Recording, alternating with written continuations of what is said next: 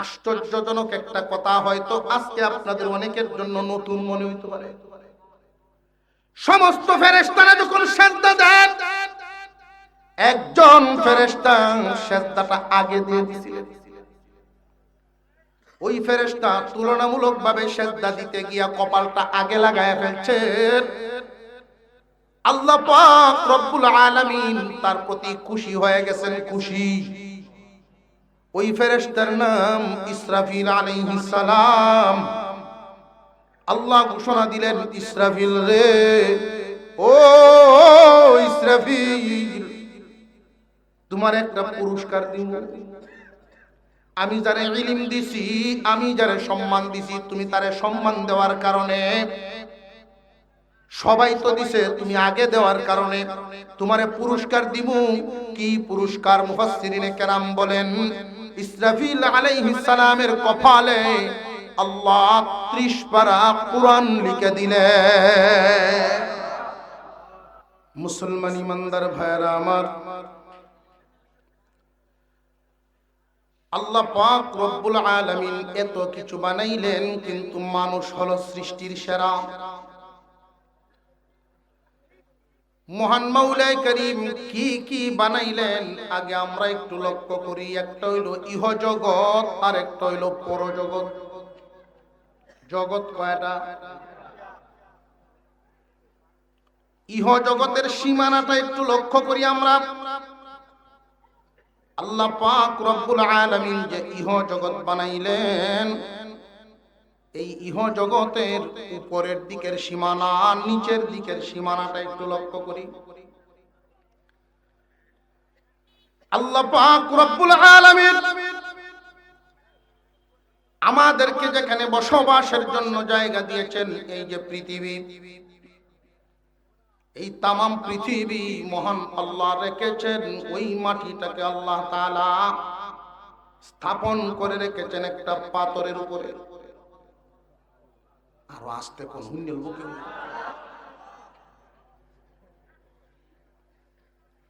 এই পাথরটাকে আল্লাহ রেখেছেন একটা মাছের পিঠের উপরে। এই মাছ মহান আল্লাহ পাক কিছু পানির উপরে স্থাপন করেছেন। এই পানিটাকে একটা প্লেটে ধারণ করে আছে, একটা প্লেট। তামাম পৃথিবীর মাটিটাকে একটা পাথরের উপরে বসাইছেন। পাথরটা কি পৃথিবীর থেকে ছোট না বড়? যেই পাথরটাকে একটা মাছের পিঠের উপরে বসায়া রাখছেন, মাছের পিঠটা কি পাথরের চেয়ে ছোট না বড়? মাছ যেই পানিটায় ধারণ করে আছে, পানির পরিমাণ, আর ওই পানিটাকে যেই প্লেটে ধারণ করে আছে, প্লেটটার কি পরিমাণ আয়তন? এই বিশাল প্লেট মহান আল্লাহ পাক রব্বুল আলামিন টিকায় রেখেছেন আল্লাহর হুকুমের মাধ্যমে। শূন্য বাসায় রাখছেন। ওই প্লেটের নিচটা হলো পাতালপুরি। আমরা তো 100-200 ফুট নিচ থেকে পানি আসলেই মনে করি এটা পাতালের পানি। ওইটা আসলে আসল পাতাল নয়। আসল পাতাল পৃথিবীর নিচে পাথর, পাথরের নিচে হলো মাছ, মাছের নিচে পানি, পানির নিচে প্লেট, এরপরে শূন্য স্থান, ওইটা পাতালপুরি। ইহ জগতের শেষ সীমানা নিচের দিক, ইহ জগতের শেষ সীমানা নিচের দিক পাতালপুরি। এবার আসেন মাওলাই যে ইহ জগৎটা বানাইলেন তার উপরের দিক। উপরের দিকে যদি আমরা তাকাই, আমাদের উপরে চাঁদ, সূর্য, তারকারাজি আছে না নাই? এইগুলোর বর্ণনা দিলে তো এখানেই শেষ, এর উপরে আর জন যেত না। আসমানও যাই, আমাদের মাথার উপরে আসমান আছে না নাই?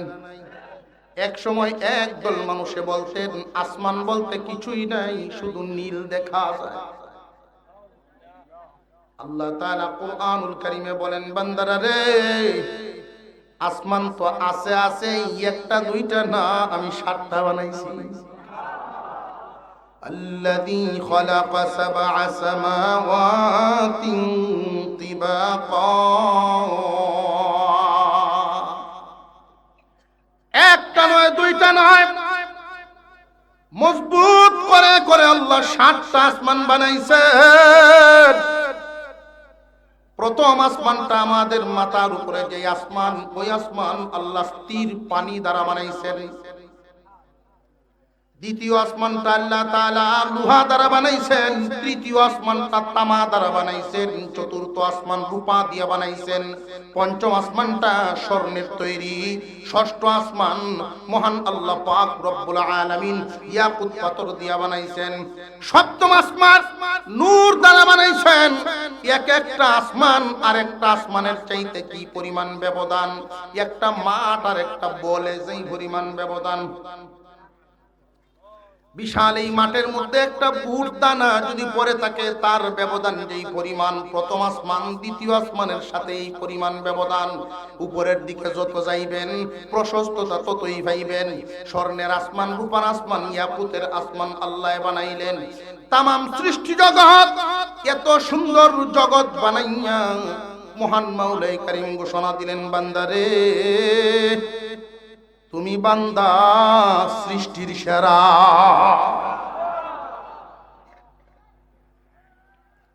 সৃষ্টির সেরা কেন আল্লাহ বললেন? মহান মাওলাই কারীম সৃষ্টির সেরা এই কারণে বললেন, ওয়াত্তিনি ওয়াজ্জাইতুনি ওয়া তুরি সিনিনা ওয়া হাযাল বালাদিল আমিন لقد خلقنا الإنسان في أحسن تقويم। তিনের কসম, জাইতুনের কসম, তুর সায়না, বালাদিল আমিনের কসম। তিন, জাইতুন, তুর সায়না, বালাদিল আমিন। মহান মাওলাই কারীম দুইটা ফলের নাম নিলেন আর দুইটা জায়গার নাম নিলেন। 4টা বস্তুর কসম খাইছেন। কসম খায়া যেই কথা বলা হয় কথাটার ওজন কি কম না বেশি?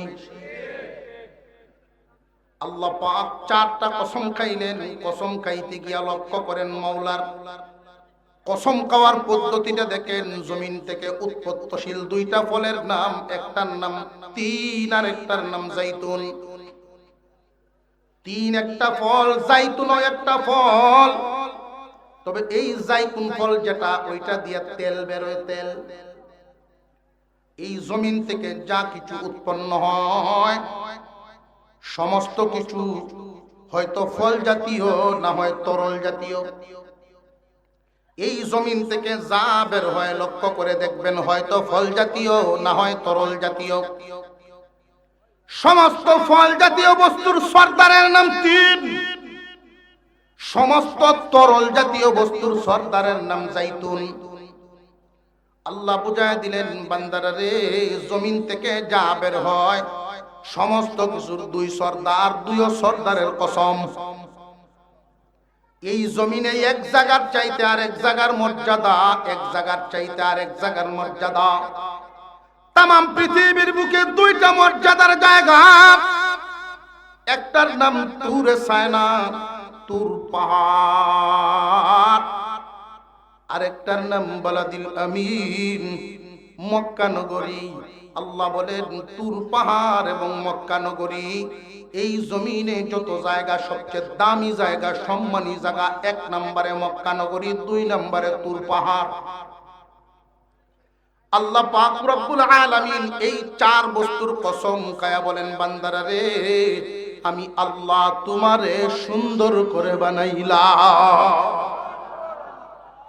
এই পৃথিবীর জমিনে স্বর্ণের আসমান বানাইলাম। স্বর্ণের আসমান তোমার চাইতে সুন্দর না। রূপার আসমান বানাইলাম, রূপার আসমানও তোমার চাইতে সুন্দর না। তোমারে যে আমি মাটি দিয়ে বানাইছি, আমি আল্লাহ ঘোষণা দিলাম ওই মাটির মানুষ তুমি সুন্দর। প্রশ্ন জাগে, কেমনে হইলাম সুন্দর? তামাম পৃথিবীর বুকে আমার চাইতে বহু দামি দামি বস্তু দেখতে পাই, এই মাটির পেটের ভিতরে গ্যাসের খনি, স্বর্ণের খনি, তেলের খনি আছে না নাই? আর আমার আপনার পেটের ভিতরে কিসের খনি? ময়লা। আল্লাহ বলেন বান্দারে তাও ময়লা, এরপরেও তুই সুন্দর। কেমনে সুন্দর? আপনার আমার ভিতরে আল্লাহ এমন দুইটা বস্তু দিবেন, যেই দুই বস্তু কোনো কিছুরই দেন নাই। এক নাম্বার, লক্ষ্য করে দেখেন, চাঁদ সূর্য আপনার আমার চাইতে সুন্দর বেশি, কিন্তু রূহ নাই।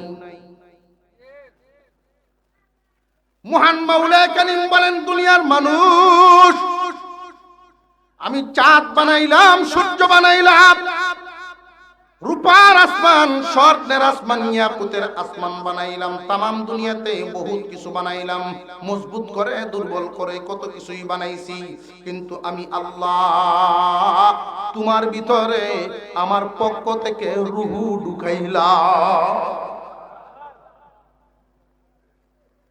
এক নম্বরে আল্লাহ রূহের কারণে আমারে সুন্দর ঘোষণা দিছেন। দুই নাম্বার, রুহু জাতীয় যত রুহুওয়ালা যত প্রাণী আছে, রুহুওয়ালা প্রাণী আরো আছে না নাই? তাহলে তো তারাও সুন্দর, যে না না তোমার মতো না। গরুর ভিতরে রুহু দিছি, তোমার ভিতরেও রুহু দিছি, কিন্তু তোমার মধ্যে আরো এমন একটা নিয়ামত দিছি যেটা গরুর নাই। রে বান্দা বান্দি, তোমারে আমি এমন অঙ্গ প্রত্যঙ্গ দিলাম, তোমার অঙ্গগুলো আমি আল্লাহ এমন সুন্দর করে করে বানাইছি, যেটা কোনো প্রাণীর আমি এইভাবে দেই নাই। যেমন জিহ্বা, আপনার আমার জিহ্বাটার মধ্যে লবণ লাগাইলে এক ধরন লাগে, চিনি লাগাইলে আরেক রকম লাগে। স্বাদ গ্রহণ করার ক্ষমতা জিহ্বায় আল্লাহ দিছে। এই স্বাদ গ্রহণ যে কোনো প্রাণী জিহ্বা দিয়েই নিতে পারে, কিন্তু যে কোনো প্রাণী আমার মতো জিহ্বার ফায়দা নিতে পারবে না। মহান আল্লাহ বলেন, বান্দা তোমার জিহ্বায় আরেকটা নিয়ামত ঢেলে দিলাম, সেই নিয়ামত হলো কথা বলার শক্তি। কোন প্রাণী কি জিহ্বা দিয়ে কথা কইতে পারে? আল্লাহ পাক রব্বুল আলামিন বলেন, তোমারে আমি সুন্দর বলে ঘোষণা দিলাম। শুধু তুমি সুন্দর নও, তুমি শ্রেষ্ঠ, তুমি বান্দা শ্রেষ্ঠ। এই শ্রেষ্ঠ কেন হইলা তোমরা জানো নি? তোমরা মানব জাতি শ্রেষ্ঠ। এই শ্রেষ্ঠত্বের মূল কারণ আল্লাহ কুরআনুল কারীমের ভিতরে ঘোষণা করেছেন। সম্মানী দুনিয়ার সবাই হতে চায়। মানুষ যারা আছে, আমরা এখানে যারা আছি, আমরা সবাই সম্মান চাই কিনা? চাই না? আমাদের সন্তানদেরকেও সম্মানী হিসেবেই করতে চাই, এটা আমাদের লক্ষ্য। প্রত্যেক সম্মানটা আসে দুই পদ্ধতিতে। এক নাম্বার, অর্থের মাধ্যমে মানুষ দুনিয়াতে সম্মানী হয়। দুই নাম্বার, ইলমের মাধ্যমে, শিক্ষার মাধ্যমে মানুষ সম্মানী হয়। সম্মান আসার রাস্তাটা দেখেন, একটা হইল অর্থের মাধ্যমে সম্মানী হয়। ও বেটা ল্যাংরা, বউয়ের অভাব নেই, পয়সা থাকলে ঠিক আওয়াজে বোঝা যায় সন্দেহ আছে, পয়সার পাগল না কেলা। টাকা যদি তাকে, বুদ্ধি কম থাকলেও সালিশ বৈঠকে গেলে শেয়ার দি বলি না, দিত না। আর একটা সম্মান শিক্ষার মাধ্যমে আসে। সম্মান গরিব হইলেও সম্মানী, যদিও হয় শিক্ষিত। দুই রাস্তায় সম্মান আসে, কিন্তু একটা হলো ক্ষণস্থায়ী, আর একটা হলো চিরস্থায়ী। অর্থের মাধ্যমে যে সম্মান হাসিল হয়, এটা স্থায়ী না, অস্থায়ী। আর শিক্ষার মাধ্যমে যে সম্মান হাসিল হয়, এটা স্থায়ী হয়। উদাহরণ, আমাদের এই বাংলাদেশে দুইজন ইসলাম আছে, একজন জহিরুল ইসলাম আর একজন কাজী নজরুল ইসলাম। দুইজন দুই লাইনে সম্মানী। জহিরুল ইসলাম নাই, নামও নাই, সম্মান রইল। আর কাজী নজরুল ইসলাম উনি নাই ঠিক, সম্মান। শিক্ষার মাধ্যমে যে সম্মান আসে সেটা স্থায়ী হয়, অর্থের মাধ্যমে যেটা আসে এটা স্থায়ী হয় না।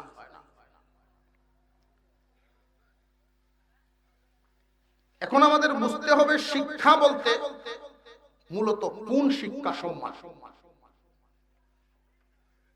বিজ্ঞ বচনে একটা কথা আছে, শিক্ষা জাতির মেরুদণ্ড। কিসের মেরুদণ্ড? জাতি। আমাদের একটা ধারণা ছিল এক সময়, যারা শিক্ষিত হয় না, মূর্খ, ওরা সন্ত্রাস ঘটায়, বিশৃঙ্খলা ঘটায়, সমাজের বোঝা হয়, মানুষকে কষ্ট দেয়, কাজ্জা ঝগড়া ফাসাদ এগুলো গঠন করে। এই ভুল এখন ভেঙে গেছে, এই ভুল ভেঙে গেছে। এখন আমরা দেখতে পাই বড় সন্ত্রাস হয়। আগে সারা রাত কলা কৌশল কত বিদ্যা বুদ্ধি করিয়া এক বস্তা জিনিসপত্র চুরি করলে আরেক বাজার নিয়ে 2-250 ব্যস্ত করছে। হিন কুদ্দে মুদ্দা এরপরে দৌড়ান দৌড়ান শৈল তেল তেল মাইকা কত কৌশল করিয়া গে কামটা বানাই। আর এখন এমন শিক্ষিত বের হইছে, কলমের কুসায় লক্ষ লক্ষ টাকা গায়েব করে। শিক্ষিত হইলেই তো মেরুদণ্ডটা রইব। বুঝলাম শিক্ষা জাতির মেরুদণ্ড, এই কথা সঠিক নয়। সুশিক্ষা জাতির মেরুদণ্ড। এই বিষয়টা আপনাদেরকে একটু বোঝানোর জন্য কুরআনুল কারীমের একখানা আয়াত তিলাওয়াত করেছি। সূরা মুদাজালার একটু অংশ খুতবায় পড়ছি। আমাদের দেশে শিক্ষা ব্যবস্থা দুই ধরনের, একটা হলো জাগতিক শিক্ষা আর একটা দ্বীনি শিক্ষা। আমরা এখানে যারা আছি, প্রথমে আমরা হিসাবটা মিলাবো, আমি একজন মানুষ, আমি একজন মানুষ। এরপরে মিলাবো আমি একজন মুসলমান। সুস্থ বিবেকে আমার কথাগুলো বিবেচনা করবে। শিক্ষা ব্যবস্থা দুইটা, একটা হলো জাগতিক, একটা দ্বীনি। জাগতিক শিক্ষা পরিচালনা হয় সরকারের মাধ্যমে, আর দ্বীনি শিক্ষা পরিচালনা হয় জনগণের, জনসাধারণের মাধ্যমে। শিক্ষায় যেহেতু সম্মান আসে, একটা সম্মান কোন রাস্তায়? টাকায়, অর্থে, আর একটা সম্মান শিক্ষা। এখন আমাদের সিদ্ধান্ত নিতে হবে একটা সন্তানের পিতা হিসাবে, স্থায়ী সম্মানী যদি আমার সন্তানকে বানানো লাগে, অর্থের পিছনে না দৌড়ায়া শিক্ষার পিছনে দৌড়াই। শিক্ষার পিছনে যে দৌড়াবো, কোন শিক্ষা? শুধু শিক্ষা না সুশিক্ষা? শিক্ষা প্রতিষ্ঠান দুই ধরনের আমাদের দেশে। আজকাল জাগতিক শিক্ষার কলেজ ভার্সিটিগুলোর দিকে তাকালে, পত্র পত্রিকার নিউজগুলো দেখলে হিসাব মিলে যায়, শতকরা 50% শিক্ষার্থী কোনো না কোনো ভাবে নেশার সাথে জড়িত। স্বীকার করার মতো শিক্ষা ব্যবস্থার হালত। বাকি যে 50 হয়ে গেল, এর মধ্যে অর্ধেক কোনো না কোনো দলের সাথে সম্পৃক্ত হয়ে শিক্ষাঙ্গন, শিক্ষা প্রতিষ্ঠানগুলোকে অস্ত্রের কারখানা, অস্ত্রের গুডাউনে পরিণত করছে। যে কিছু ছাত্র বের হয় বিভিন্ন অফিস আদালতের চেয়ারে বসে এই অফিসগুলোকে ঘুষের আখড়াখানা বানানো। কি ফাইলাম ফাইতেছে। পক্ষান্তরে এই মুসলমানের দেশে যদি পরামর্শটা গ্রহণ করত শিক্ষা কমিশন, অন্তত প্রাইমারি স্কুল পর্যন্ত প্রায় প্রত্যেকটা প্রাইমারি স্কুলে একজন আলেম, কোরআনের হাফেজ এবং আলেম শিক্ষক নিয়োগ দেওয়া, এইটা যদি করা হইতো তাহলে এই নুরানি মাদ্রাসা, নুরানি সিলেবাস আমাদের আলাদা করণ লাগলো না। একটা ছেলে একটা মেয়ে ক্লাস 1 থেকে 5 পর্যন্ত পড়লেই 30 পারা কোরআনের ভিতরে দেখে দেখে শিখে ফেলতো। নামাজ কিভাবে সহি শুদ্ধ হয়, ওযু কেমনে করা লাগে, এগুলো সব ক্লাস 5 এর ভিতরেই শিক্ষা হয়ে যেত।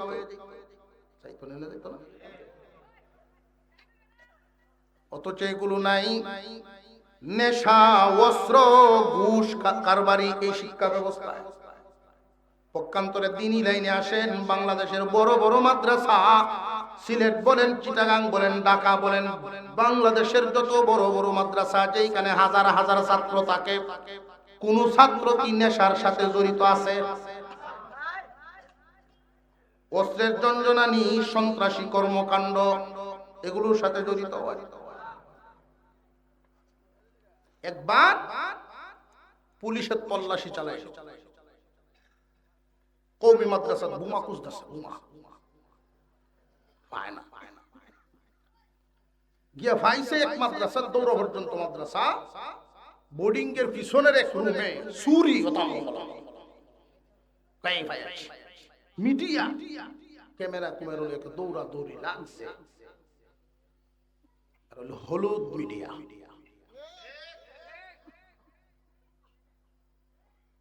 অস্ত্র এই বড় বড়, ছুরি। আফসোসের ব্যাপার হলো ছুরি ছাড়া অন্য কোনো আইটেম নাই। দেখতো না, রামদাম এটাও নাই, খালি ছুরি। সব সাংবাদিক 2 নম্বর হয় না, কিছু বিবেক বলাও আছে। একজন সাংবাদিক মাদ্রাসার মতো সবকে জিজ্ঞাসা, মাদ্রাসার সভাপতিরা এদিকে আপনি তো সভাপতি, কম লাগবে আপনার মাদ্রাসা এই চুরি করতো, আর এক জাতের শুধু চুরি কেন? সভাপতি সাহেব বললেন, আসলে আমাদের হুজুরগণ আপনাদেরকে দেখে ঘাবড়ায় গেছে, আমার কিছু কথা শুনে। এই যে চুরিগুলো, তালেবে ইলমরা যদি সন্ত্রাসী কর্মকাণ্ড করবার ইচ্ছা এখানে রাখতো, শুধু চুরি রাখলো না, রামদাও তাহলো, টেটা মেটাও তাহলো।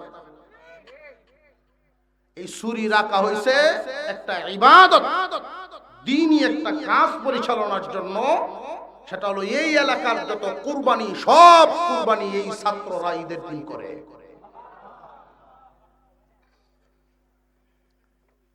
তখন বুঝে আইছে মাদ্রাসায় কোন 2 নম্বরই হয়।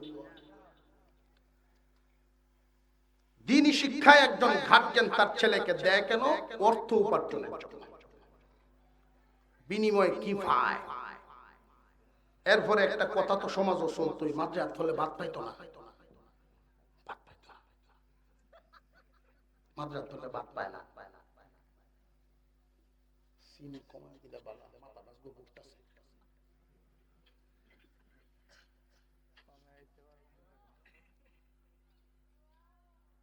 দুই ছেলে এক হাজী সাহেব,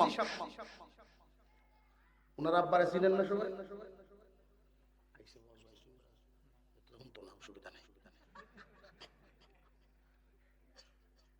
খুব বুঝদার হাজী সাহেব। এক ছেলেরে জেনারেল লাইনে দিচ্ছে, আর এক ছেলে দেখতে সেদা বেদা বাউসাও নাই, এটা দেখছে মাদ্রাসা। আমরা নিয়ত এরকমই থাকি, যারা একটু smart, very good boy, smart boy, এগুলো ভালো কিছু আশা করে। আর যেটা দেখতে একটু না নেশা ফেসা বুঝে সুঝে না, এটা মাদ্রাসাতে মুন্সিগিরি করে কাই বলে, উদ্দেশ্যই ভালো না। একজন পড়াশোনা করে ডাক্তার হইছে, আর একটা পড়াশোনা করে মেসা হইছে, হাফেজ মাওলানা হইছে। হাজী সাহেব যিনি, যদিও গ্রামের মানুষ, লোকটা খুব চালু বুঝদার।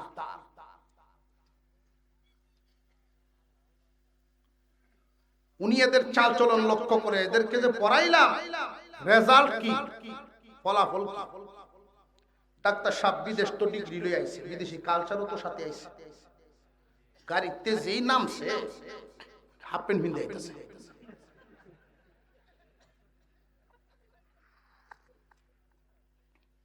হাজি সাহেব প্রথমে দেখিয়া একজন মানুষ বয়স যত হইতে থাকে, চুল পাকতেছে, দাঁত লড়তেছে, কবরের কথাও মনে বেশি হয়।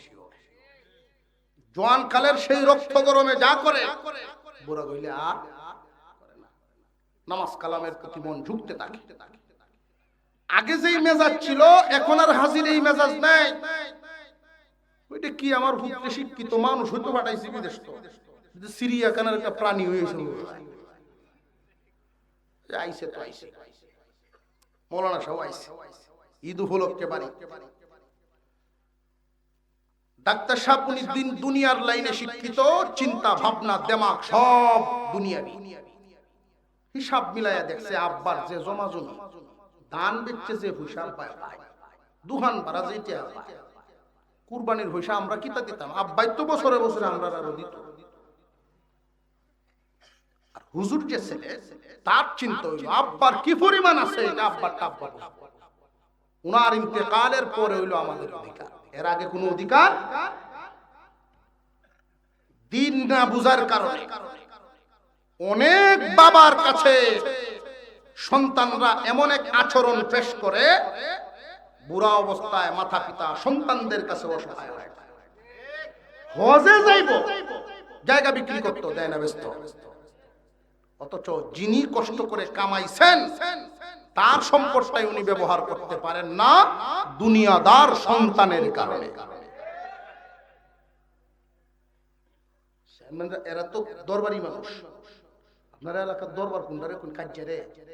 না না, এটা না, সালিশ সালিশ সালিশি মানুষ, বিচার আচার, তারা বিচারি মানুষ। এই সমস্ত ঘটনা এরা সামনে হতে পারে।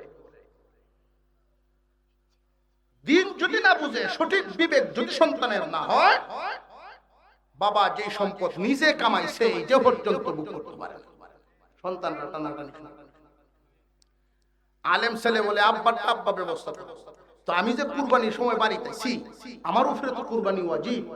লুকায়া লুকায়া গিয়া কয়া বা মনে কিছু যদি না করে এই 10,000 টাকা কুরবানির সাথে লাগায়া রেডি আইসো বুঝতে লাগতো,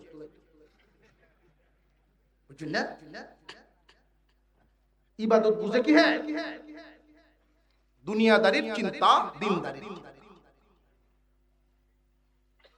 কাঁঠাল গাছ লাগায়া এর গুড়ি যদি আপনি দিন দিন ভরা তো কমলার দাম বেশি, কমলার দাম বেশি, কমলা কমলা জীবনে শেষ মেশের ওয়াজ তো শেষ রাতের ওয়াজ, আপনারা ঘুম ভাঙ্গায় ভাঙ্গায় নামাজ কেলা কেলা ঘুমো একটু আত্মলাঞ্চি দিয়ে এই দেখ ঘুমো না না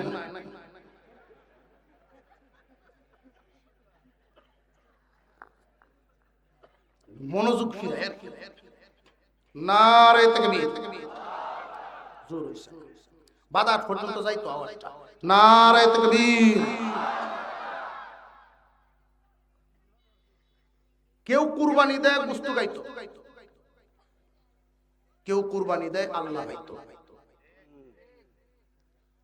সমাজের চিত্র দুই একটা কইলে বুঝে যাবে। 7 জনে শরীকে কুরবানি দেয়, একটা সুদ গুড় মিললে রইছে, 6 জন বলা একটা সুদ গুড়। এটা গুনে ধরার কাটটার মতো নষ্ট করে আলতো না সব টাকা, সব কুরবানি শেষ। এই জন্য বুঝছে ভাই যে শরীক লন আমরা তাহকিক করি না, দি তাল্লে মিশে বাজারে ঘুরাইলে উমুয়ে কিনছে কইস আমার নামটা কইস, মোবাইলে দেখছি 7টাছে 15টা গরু কিনে দান করতেছে, কবর লইয়া দিই মন্ত্রীর ব্যক্তি ঘুষের পয়সা। কি লাভ হইল? সুরে চুরি হইয়ে গরু আনিয়া কুরবানি দিছে।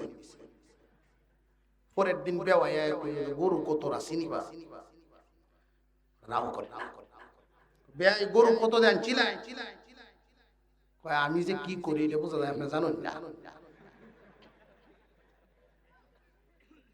জানি ঠিক আছে কুরবানি দেও পছন্দ হয়েছিল লই আইছি কি লাভটা হইল সূর্য হইরে গরু আনিয়ে কুরবানি দেওয়া লাভ কি এই মাসলাম বোঝানি সূর্য হইছে গুনাহ হইছে কুরবানি দিছে সওয়াব হইছে ফাও আমি গুস্তুটা খাইলাম এই গুস্তু খাওয়াইনে কুরবানি ওলা আছে না নাই আগামী কালকে হয়তো একদল আমার ব্যাপারে মন্তব্য করতে পারে হুজুর যে কইলাইন কুরবানি হইতো না একটা যদি বেজাল থাকে আমরা এই বালা মানুষ বাচ্চা বাচ্চা ফায়াম কই আমরা এই বালা মানুষটি ফায়াম কই এই মন্তব্য হইতে পারে কারণ আমরা আস্তে আসলেও বি হই জোরে আসলেও বি হই যদি আস্তে আনি খাওয়াটা দিছে আজকে খাওয়াটা দিছে দাওয়াত কারবাইন কাছে আর জোরে আসলে হুজুর করব হুজুর কইলা যাইবেন কারবারি কি হইত না এই জন্য পদ্ধতিটাও শিখায় এই কুরবানি কেমনে দেওয়া বালা মানুষ বাচ্চা ভাইবেন কই অভিযোগ তো আইব বুদ্ধি শিখায় দিই বুদ্ধিটা হইলো এই এলাকার যত সুদকুর আছে আপনারা মিললে দেবেন সুদকুরে মিললে যদি জানুন যে আপনার পয়সা বেচা আরেক বেটার কুরবানি এটা নষ্ট করবেন না আপনার দলের একজন লোক বলিয়া আপনার প্রয়োজনে 7 জন লাগবে 40 জনের দলে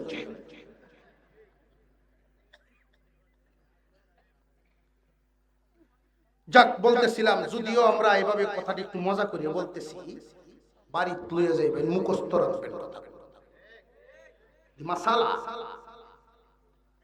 রাত গভীর হয়েছে এই জন্য হাসায় হাসায় বলতেছি যে গভীর পর্যন্ত পৌঁছুক মাসালাই হাজী সাহেব হিসাব মিলাইলেন একটারে দুনিয়াদার বানাইছি আর একটারে দিনদার বানাইছি দুইটার আচরণ দুই রকম হাজী তো টাকার পাগল না কিন্তু ডাক্তারে যদি জিগাইতো আব্বা কুরবানি কেমনে দিতাছ মনটা ঠান্ডা হইল রান্না করে গেছেন বুড়িরে গিয়া পাশে বসায়া বলতেছেন মনে হয় হিসাবে ফেস লাগাইছি ও কি তা হিসাবে ফেস লাগাইছ তোর কই আমার কয়েকদিন পরে ছেলেরা ঈদের ছুটি কাটায় শহরে চলে গেছে এই বুড়া হাজী সাহেব ছাতি লইয়া আমার ব্যাগটা দে একটা লুঙ্গি একটা পাঞ্জাবির সাথে দে আমি একটু ঘুরিয়ে দেখি আইতাম এরা যে হালত থাকে কর্মস্থল দেখতাম এদের হালতটা একটু দেখি আই প্রথমে গেছেন ডাক্তার ভিতরে যেই বাসা থাকে বারা বাসা উনি হেন গেছে গিয়া নামিয়া মানুষের কাছে খোঁজ খবর লইয়া দেখে ডাক্তার ভূতে অনেক বড় একটা জায়গা কিনছে এইটার উপরে 6 তলা বাড়ি শুরু করছে রেস্টিস করা হইতেছে ফিলার টিলার খারাপ হইতেছে কইটা তো আপনার ভূতে হ্যাঁ আমার ভূতে করতেছে মনটাতে একটু কষ্ট লাগছে মনটা চাপ লাগছে হুজুর ভূত বানাইছি একটা সাইকেল কিনবো এর পরেও আমার কাছে সিডি লেখছে আব্বা একটা সাইকেল কিনতাম বাসা থেকে মসজিদে আওয়াজ যাওয়ার লাগে আপনি যদি দোয়া করে দেন আল্লাহ অ্যাক্সিডেন্ট থেকে আমারে বাঁচাইব এত বড় বিশাল বড় কাজ আর আমি বাবা জানলাম না পয়সা না লাগো কিন্তু ধাক্কা লাগছে কিচ্ছু কইছেন না কিছুই বলেন নাই উনি বুঝতেছেন এটাই দিনদারির নজর নিয়ে আমার এই ভূত চলে আর দুনিয়াদারির নজর নিয়ে এই ভূত চলে মনরে বুঝতেছেন ভুল তো আমার রেজাল্ট আমার বাউন লাগবে নিজের হাতের কামাই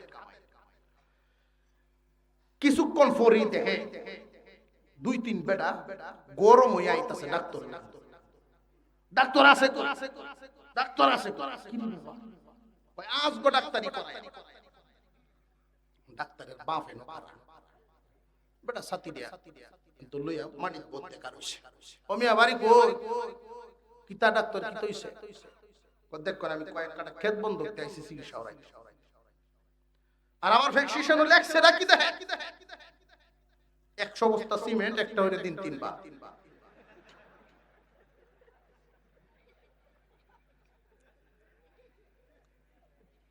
হাজী সাহেব এরারে বুঝাইলেন যে এই যে দেখছেন যে কারবারটা হইতাছে এটা ডাক্তার বেটা মাথা গরম কামাই 5 লাখ দরকার 10 লাখ মাথা কি ঠান্ডা থাকবে 5 লাখ তো দুনিয়া বেশি ভারী উঠে গেছে মিস্ত্রি ফোন দিছে সিমেন্ট লাগবে 100 বস্তা এটা লিখে চাই ঠিক করে দিবেন বুঝাইতেছে হাজী সাহেব কয় আমি আর এই বাসা ঢুকলাম না দুনিয়া নিয়া তাকরে ভূত হিসাব অফেস লাগাইছি মনে মনে আফসোস করে আর কয় বাবা রে তোরে তো আমি ঠকাইছি তোরে আমি ঠকাইছি দুনিয়া পায়া তুই মনে করছস জিতছস কিন্তু আমি এখন যে আমার রক্ত ঠান্ডা হইছে বুড়া হইছি এখন আমি বুঝছি তোরে বাবা ঠকাইছি তোরেও যদি ওর লাইনে দিতাম না খায়া তো মরলে না কিন্তু পরকাল তো পাইলে আর এখন তো নামাজের দ্বার দাঁড়ে না কোন রাস্তায় কি পাইব এটা বুঝে না শুধু দুনিয়া আর দুনিয়া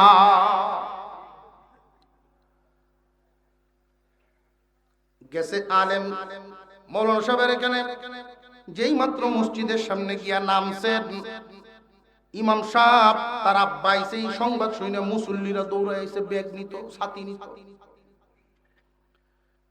ছেলে নিজে আয়া কয় আব্বা মসজিদে ঢুকেন উনি মসজিদে ঢুকতেছেন জুতাটি হুতে বাজ করে আতলিছে আলেম ফুট জুতাগুলি যখন হাতে লইছে হাজী সাহেব কয় বাবা এইটা কি করলাম আনছি কি তাকি কয় আব্বা ওই যে যায় নামাজটা এই জুতার বরকতেই হিত যায় নামাজ আমার হাজী সাহেবের চোখ আট ঠাইবা নাই পানি পড়া শুরু হয়ে গেছে দুনিয়ার লাইনে পড়াইবেন দুনিয়া পাইবেন আখিরাতের লাইনে পাইবেন উভয়টা পাইবেন এই মাদ্রাসা যারা করে গেছেন হয়তো মুরব্বীরা নাই আপনাদের মুরব্বীরাই বাপ দাদারা তাদের হাতের গড়া এই শিক্ষা প্রতিষ্ঠানগুলো বড় হৃদয় থেকে করছেন একটা আশায় করছেন যে পরকালে নাজাত পাইতাম আপনাদেরকে যেমনে তারা রাইখা গেছেন বংশধর হিসাবে এই প্রতিষ্ঠানগুলো কিন্তু তারা রাইখা গেছেন আপনাদের দায়িত্ব তাদের স্মৃতিগুলো ধরে রাখা এই স্মৃতিগুলো যে ধরে রাখবেন সবার অবস্থা সমান নয় কিন্তু একটা কাজ সকলেই করতে হইব ওই যে প্রথমেই বলছিলাম পানি আল্লাহর নিয়ামত বড় উপকারী কিন্তু পানির নিচে পড়লে বন্যায় আক্রান্ত বাতাস উপকারী বাতাসে ক্ষতিও হয় হয় না ঠিক তেমনি ভাবে এই মাদ্রাসাগুলো বড় উপকারী আলেম ওলামা উপকারী নিয়ামত এইগুলোর সাথে যদি কখনো বেয়াদবি হইয়া যায় তাহলে ঝামেলা আছে ক্ষতিগ্রস্ত হয়ে যাবে অস্তিত্ব পর্যন্ত থাকবে না আল্লাহ পাক রব্বুল আলামিন আমাদেরকে যে আশরাফুল মাখলুকাত বানাইছেন সৃষ্টির সেরা বানাইছেন এমনি না কারণ আছে আল্লাহ পাক রব্বুল আলামিন বলেন ইয়ারফাইল্লাহুল্লাযীনা আমানু মিনকুম ওয়াল্লাযীনা উতুল ইলমা দারাজাত ও দুনিয়ার মানুষ কান পেতে শুনে রাখো তাম পৃথিবীর লন্ডনের আমেরিকার আফ্রিকার মধ্যপ্রাচ্যের ভারত বাংলাদেশ যা আছে তাম পৃথিবীর সমস্ত মানুষই প্রথম পরিচয় মানুষ প্রথম পরিচয় খ্রিস্টানরা কি অমানুষ না মানুষ প্রথম পরিচয় সবাই মানুষ কথাটা কার আল্লাহ মহান মাওলাই করিম বলেন, প্রথম পরিচয় হলো তোমরা সবাই মানুষ। এর পরের পরিচয় আল্লাহ পাক রব্বুল আলামিন বলেন, এই মানুষগুলোকে আমি আশরাফুল মাখলুকাত বলেছি, এদের মধ্যে আমি আকল ইলম ঢেলে দিয়েছি। ইলম, ও দুনিয়ার মানুষ খুব ভালো করে জানো, আশরাফুল মাখলুকাত সৃষ্টির সারা তোমরা মানুষ। এই মানুষের মধ্যে কারা দামি তোমরা এটা শুনিয়া নাও। আসমানের নিচে যত মানুষ বসবাস করে, সমস্ত মানুষের মধ্যে মহান আল্লাহ পাক রব্বুল আলামিন মর্যাদা দিয়েছেন ঈমানওয়ালা, ঈমানদার। একজন ঈমানদার যতক্ষণ বেঁচে থাকবে ততক্ষণ কিয়ামত হবে না। সুবহানাল্লাহ। আর জোরে বলেন আল্লাহু আকবার, আর জোরে বলেন আল্লাহু আকবার। একজন ঈমানদার যতক্ষণ জিন্দা থাকবে কিয়ামত হবে না। সমস্ত ঈমানদার, এই ঈমানদারদের মধ্যে আবার দামি কারা? প্রথমে তো মানুষের মধ্যে দামি ঈমানদার, ঈমানদারের মধ্যে দামি হইল আলেম উলামা। আল্লাহ বলেন, আমি যাদেরকে ইলম দিলাম তারা হইল সম্মানী। একদল মানুষ আলেমদের সম্মান দেয়, আরেক দলে দেয় না। একদল মানুষ আলেমদেরকে সম্মান দেয়, আরেক দলে দেয় না। আছে না নাই? মুসলমানের সমাজে আলেমদের তো পারে না, আবার এই মুসলমান হইয়া শুনছি চেয়ারম্যান নাকি মাদ্রাসা সভাপতি, জীবনে নিজের জন্য তো হাত পাততো না কেউর কাছে, এই মাদ্রাসার জন্য জবান তো লাগানি লাগে। এইরকম মানুষই আছে, এইরকম মানুষই আছে, মাদ্রাসা দেখতে পারে না, আলেম দেখতে পারে না। আছে না নাই? সর্বপ্রথম আল্লাহ পাক মানুষ বানাইছেন, ওই সর্বপ্রথম মানুষের নাম কি? আদম আলাইহিস সালামকে আল্লাহ পাক মাটি দিয়া বানাইয়া রূহ ঢুকায়া যখন দাঁড় করাইলেন, একদিকে আদম আর একদিকে ফেরেশতারা, আল্লাহ পাক রব্বুল আলামিন হুকুম দিলেন, রে ফেরেশতারা আদমকে সেজদা দাও, আদমকে সেজদা দাও, তারে আমি সম্মান বেশি দিছি। কোন কারণে সম্মান বেশি? আল্লাহ উল্লেখ করে দিলেন, ওয়া আল্লামা আদামাল আসমাআ কুল্লাহা। আল্লাহ পাক রব্বুল আলামিন ইলম দিয়েছেন আদমের মধ্যে, ইলমের কারণে আদম সম্মানী।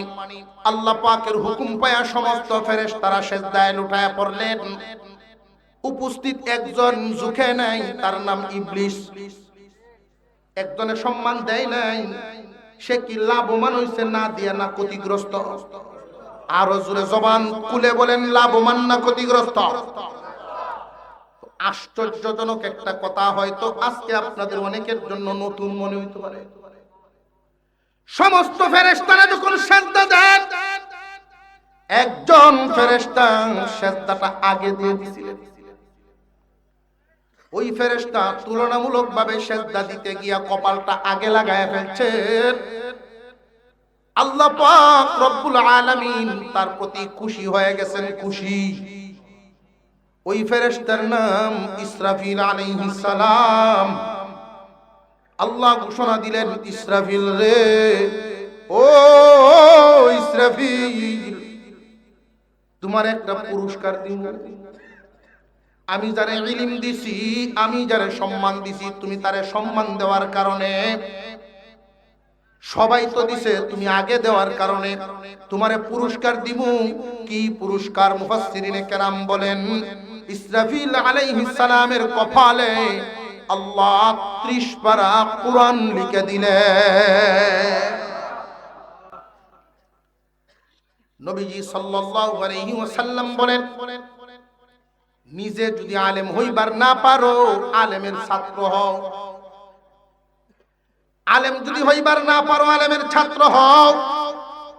তাও যদি হইতে না পারো, তাহলে আলেম, হাফেজ, ছাত্র, মাদ্রাসার সাহায্যকারী হয়ে যাও। এলাকার সব মানুষের এই সামর্থ্য নাই। এই জন্য নবীজি আরেক কথা বলে দিয়েছেন, সেটা হলো যদি সাহায্য করতে না পারো সবাই দোয়া করো। মাদ্রাসার প্রতি মহব্বত রাখবা, হয়তো আলেম হইবা, না হয় আলেমের ছাত্র হইবা, নইলে সাহায্যকারী হইবা, নইলে দোয়া করনেওয়ালা হইবা, মহব্বত করনেওয়ালা, দোয়া করনেওয়ালা হইবা। এই চার দলের ভিতর সারা পঞ্চম দলে যাইও না। কেন জানুনি? ফাতুহলিক ধ্বংস হইয়া যাইবা। এই পর্যন্ত আলেমদের সাথে বিয়াদবি কইরা কেউ সফলতার মৃত্যু পায় না। এই মাদ্রাসাগুলো নিয়ামত। রাস্তা দিয়ে যাওয়ার সময় মন থেকে মহব্বত করে যদি তাকান, আহা নবীর বাগান, আল্লাহর নবীর বাগান। তালেবে ইলমদেরকে মন থেকে মহব্বত। বিভিন্ন এলাকার বিভিন্ন অঞ্চল থেকে এখানে আইসা ছাত্ররা পড়বে। রাস্তাঘাটে চলাফেরা করার সময় হয়তো আপনার কোনো ক্ষতি করতে পারে,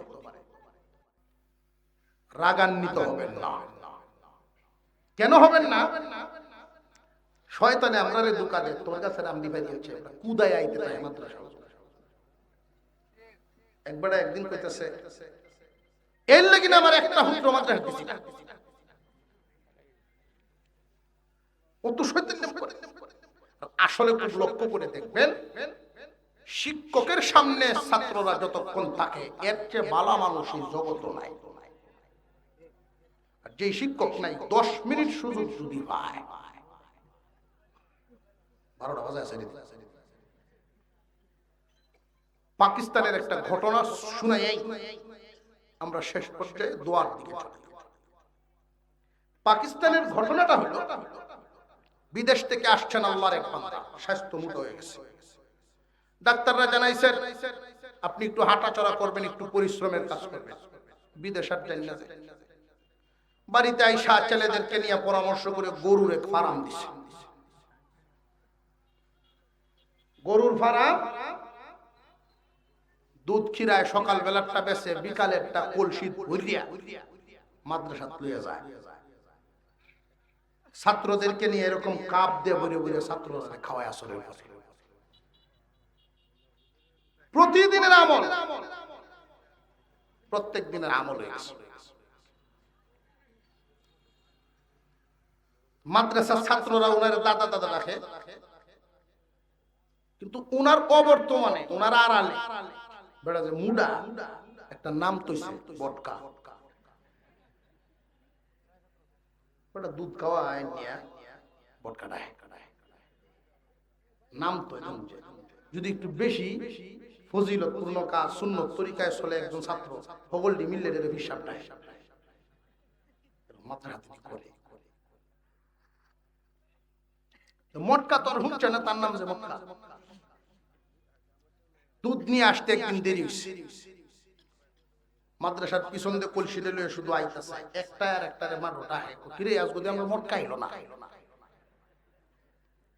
বেটা শুনিয়েছে, নিজের কানে শুনিয়েছে, শুনিয়ে গুছায় কয় আমারে মটকা কইছে, কার বাড়টা দেখছো? আর ঘুরে গেছে বাড়ি। বিবি সাহেব জিজ্ঞাসা, কি গো মাদ্রাসা বন্ধ? কয় না মাদ্রাসা বন্ধ। কোথায় খাওয়াইলা না? কয় এমনি। তার এমনি কোন কারণ কিতা হইছে কও? বেটায় মনে মনে কয় তোর তো কোন যাইতই না,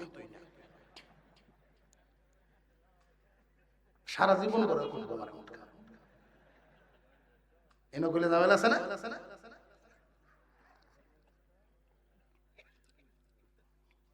রাত্রে ঘুমাইছে, স্বপ্নে দেখে হাসরের মাঠ কায়েম হয়ে গেছে, কিয়ামতের ময়দান, ফুলসিরাত কায়েম হয়েছে।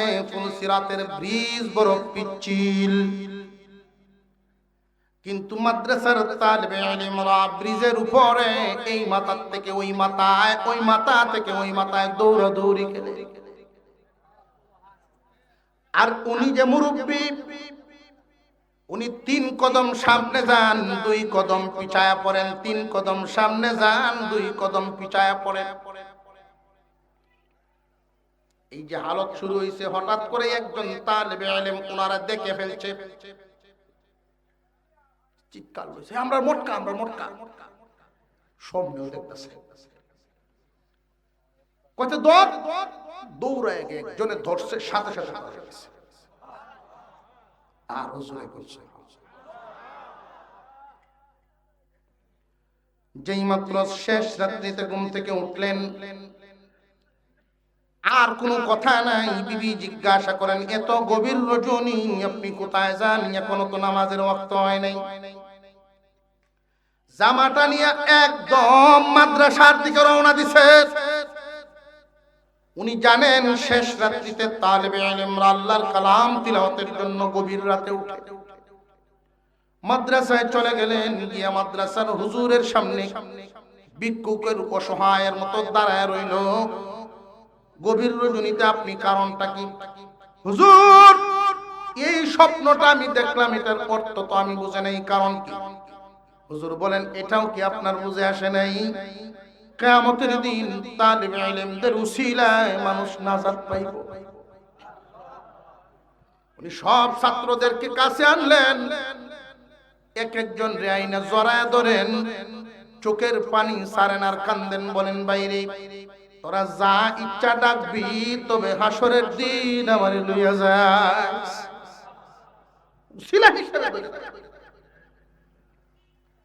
এই গ্রাম, এই এলাকার যত মানুষ মাদ্রাসাটাকে মহব্বত করবে, মাদ্রাসাকে ভালোবাসবে। লজিং লাগলে লজিং, বোর্ডিং চালানো লাগলে বোর্ডিং, যখন যা দরকার সামর্থ্য সাথে থাকবেন। আছেন তো রাজি ইনশাআল্লাহ?